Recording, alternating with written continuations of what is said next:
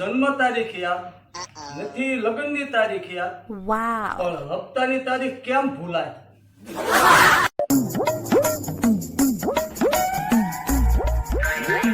ભૂલાય આવી તારીખ કેમ કરી ભૂલાય?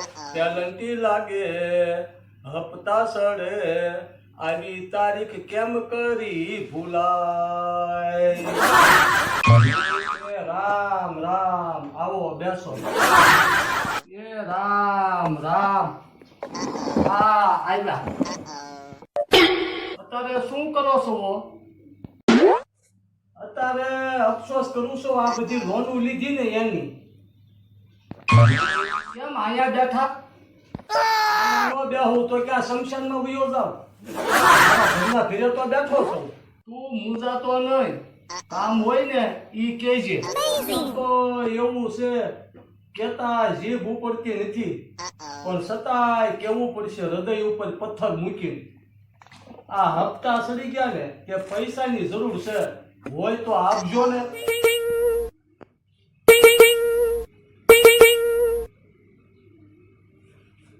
હાલો, એવું થયું? હા તે લો હું આવું.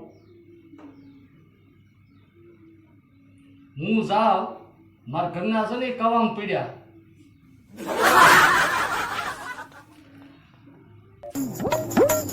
તારા કરેલા ભોગવશે.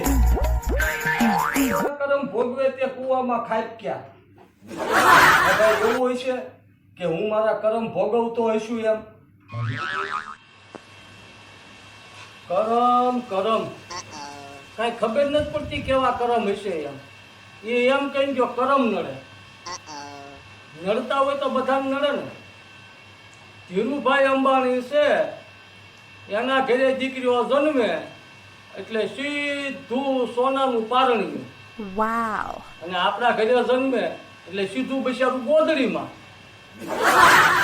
ધીરુભાઈ ના ઘરે એ છોકરું મોટું થાય હવે સીધું પ્લેનમાં ઉડે, અને આપણે મોટું થાય એટલે હવામાં ઉડે.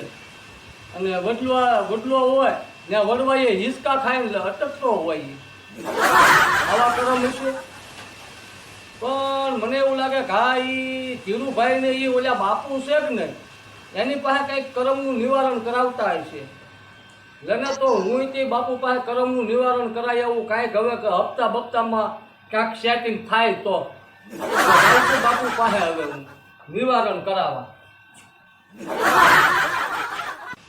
सीताराम। सब क्या देखना पड़ रहा है? अच्छा है मैं अंधा हूँ। कौन है ये लोग? सीताराम। कहाँ से आते हैं? सीताराम सीताराम सीताराम। આ સરસ મજાની આપણે રામાયણ સાંભળવી, કેમ કે કર્મને આધીન બધી વસ્તુ હોય છે. તો હવે હું તમને રામાયણ સંભળાવું, શાંતિથી સાંભળજો. વાવ. દુનિયા આખી છે કર્મથી ચાલે છે. કર્મથી દશરથ રાજાને બહુ દુઃખ પડ્યું. દશરથ રાજાના કર્મ ખાલી ભૂલ એટલી જ હતી કે ભૂલથી શ્રવણને બાણ વાગી ગયું હતું. બાણ મારવાથી શ્રવણનું મૃત્યુ થયું હતું. શ્રવણના આંધળા મા બાપે શ્રાપ આપ્યો હતો દશરથ રાજાને કે તમારે દીકરી આશ્યા પણ અંતકાળે તમારું મૃત્યુ થશે ત્યારે કોઈ નહીં હોય. એ બધો કર્મનો પ્રતાપ હતો. એટલે કર્મ ધ્યાન રાખીને કરવા. કર્મ રામના થોડાક ખરાબ હતા એટલે એને વનવાસ 14 વર્ષ વેઠવો પડ્યો. અને સીતા માતાને તે વનવાસ વેઠવો પડ્યો, લક્ષ્મણજીને તે વેઠવો પડ્યો.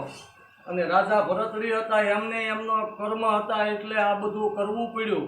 પણ તમે બધા હવે અત્યારથી સારા કર્મ કરજો. તો બધાને સીતારામ સીતારામ સીતારામ.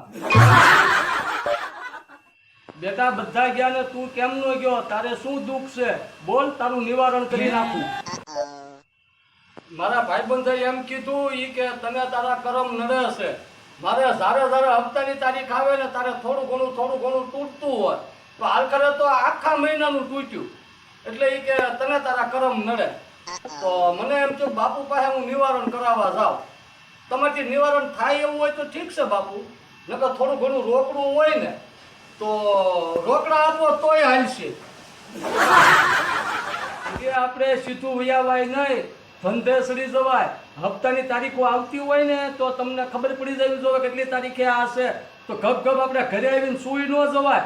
વયો જાય અહીંથી, કોઈ દી આવતો નહીં અહીંયા કથા સાંભળવા. ભાઈ થઈ જાવ ઊભો નથી.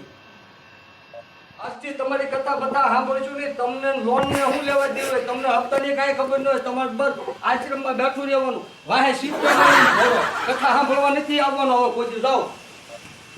ગાડીઓની લોનનું સડે તોય ત્યાં અહીંયા એમ કે અમને કરમ નડે, કરમનું કાંઈક નિવારણ કરી દો. હવે એવા કરમના નિવારણ થોડા હોય. ગાડીઓમાં એને 4 વ્હીલમાં ફરવાનું છે, અમારે ક્યાં ફરવું? અહીંયા કાંઈ એવા નિવારણ થોડા હોય. ધંધો કરતા હોય તો ધંધા કરતા હોય તો લોન જ ન કરાવાય ગાડીઓની. હલો સીતારામ સીતારામ, બધાને સીતારામ સીતારામ સીતારામ.